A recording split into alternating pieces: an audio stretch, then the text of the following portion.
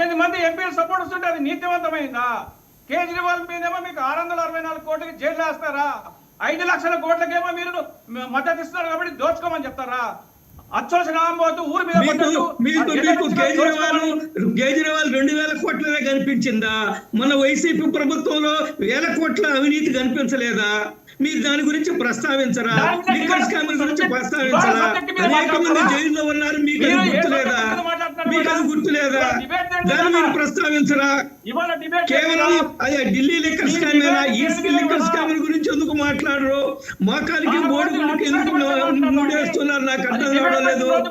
మోకాలికి బోడిగుండికి ఎందుకు ముడేస్తారు రాజశేఖర్ గారు? మీ ఇంట్రెస్ట్ ఏమిటి? మీరు సెలెక్టివ్ గా ఎందుకు మాట్లాడుతున్నారో నాకైతే అర్థం కావడం లేదు. ఈ రోజునేమో మీకు 18 మంది ఎంపీలు ఇస్తుంటే అది ఈడీ లేదు, సిబిఐ లేదు. నేను ఒకటే ప్రశ్న అడుగుతున్నానండి, ఒకటే ప్రశ్న అడుగుతున్నాను. మీరు